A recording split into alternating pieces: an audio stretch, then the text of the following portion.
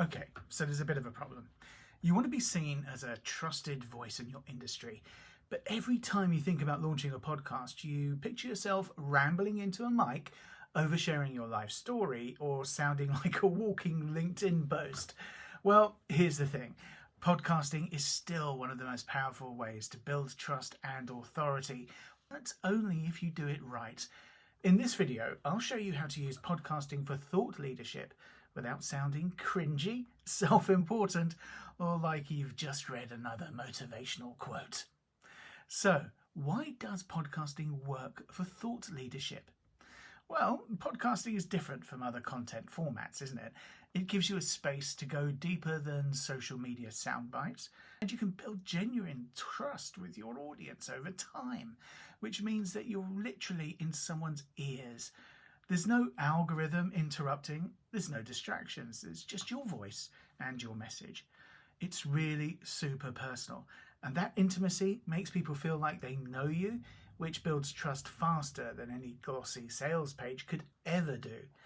I've helped founders, coaches, and consultants launch podcasts that positioned them as the go-to expert in their niche. Now, that wasn't because they shouted the loudest or were the funniest or were the screamiest, but that's because they showed up consistently with real insights that helped people. So what makes thought leadership cringy? Now, this is a really good question, so let's talk about this. Here's what's not to do, because this is where a lot of people seem to be going wrong when they try to go into thought leadership. They start podcasting and fall into one or more of the following traps. First of all, they speak in vague corporate jargon. I empower transformation through scalable impact, or something like that. Or they make another mistake where every episode is a monologue about their own achievements. Oh yes, I've done this, I've done that, and I've done this, that, and the other. Great, that's good, we need background, but come on, let's face it, we want some tips, right, when we're watching these videos. Or the next thing is that they sound like they're trying to audition for TEDx rather than connect with real people. Yeah, walking around, talking, you don't want to be doing that either. And also, they overshare without a point. So telling you about my work day wouldn't really be that interesting for you if there wasn't a point to it, right? So here's a quick game for you. Let's play, ready for this? Cringe bingo. Let me know in the comments if you've heard any of these. All right, here we go. First one. I was just humbled to be speaking at. Okay, there's number one. Number two, let me tell you about my journey. Love that one. Number three, in these unprecedented times. That's a good one. And number four, oh yeah, I don't usually talk about this, but we've all heard it, and it doesn't build trust. It just builds resistance. So what's the antidote? Well, that is quite easy, really. Speak to serve, not to sell. Sounds a bit jargony, doesn't it? But it's not. Here's the mindset shift, and it will change everything. If you speak to serve, not to sell, your podcast will end up solving people's problems that your audience care about, not just showcasing your dull credentials. So try this structure when writing your episodes. You, we, I. So let's have a look at you. Start with your listener's problem. If you've ever struggled to price your services without feeling awkward, there you go, there's an example. So let's look at we now. Show some understanding, some shared understanding, or some insight. Something like along the lines of, I hear this all the time from consultants I work with. Let's look at I. Now, this is where you bring in your experience as support. You could say something like, when I was freelancing, I undercharged for years until I learned this one shift. That's very true. So anyway, do you notice a difference? You're not centering on yourself. You're using your experience to guide them, your listeners. And that is how you can earn trust. So let's look at tone and delivery. What I want you to do is to be professional, but not performative. All right. So another big part of this is how you sound. It's super tempting to script everything, edit out and deliver your lines like you're giving a keynote speech. But that can feel really robotic. People don't connect with perfection. They connect with presence, which is quite lucky for me, I guess.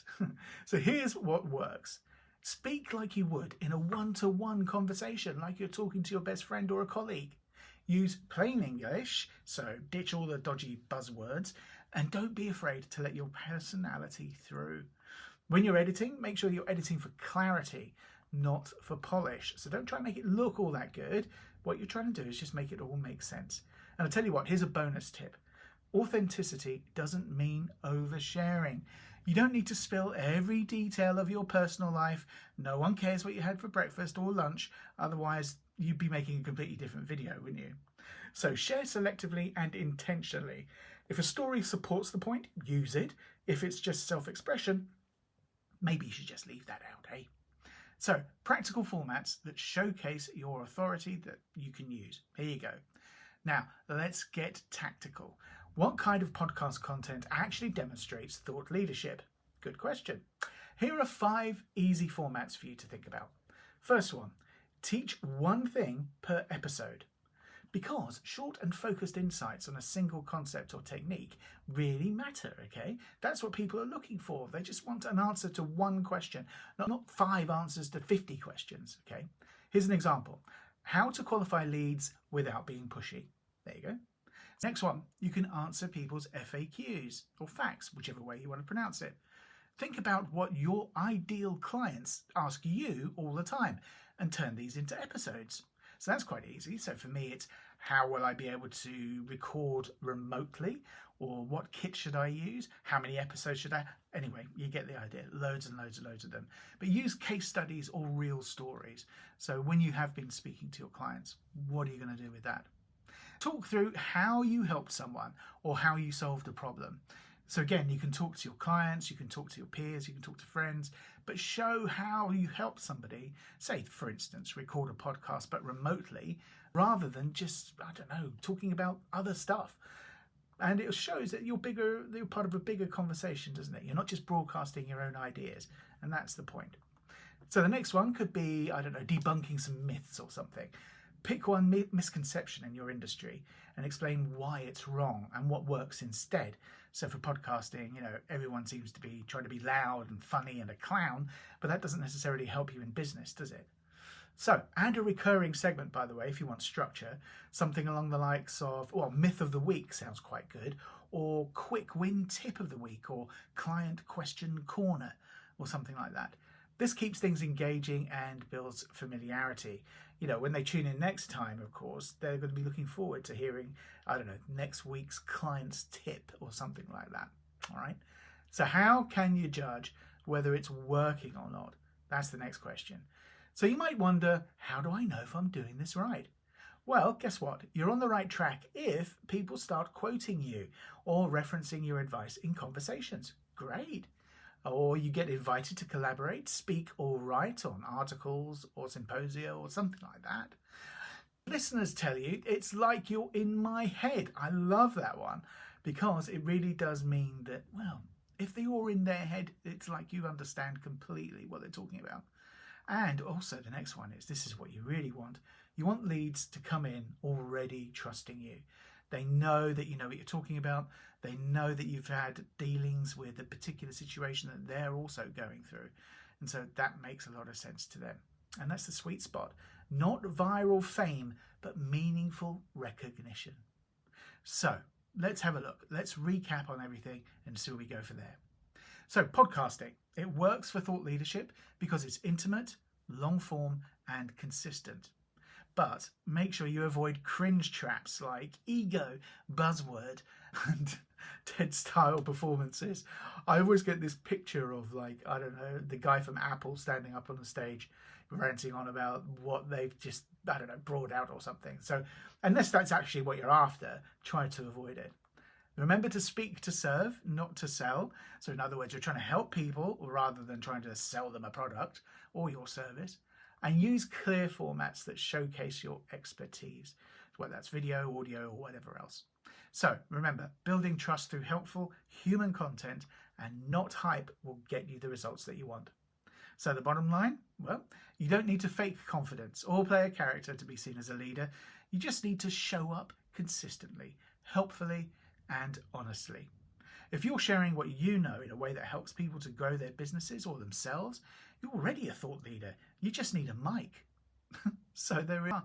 That's the end of all this. If this helped you rethink how to use podcasting for your brand or business, can you please do me 3 quick things? First off, hit like so the algorithm even doesn't hide this from people who need to see it. Drop a comment with your biggest takeaway, or actually your biggest cringe moment that you've heard on a podcast. Sounds good to me.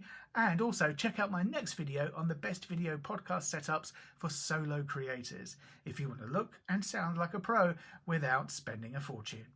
And if you're ready to launch your own show the right way, grab my free guide or book a discovery call at the link below, and I can help you to get started. Well, I hope you enjoyed this video and got something from it, and I look forward to seeing you in the next one. Take it easy, good luck, see you later, bye.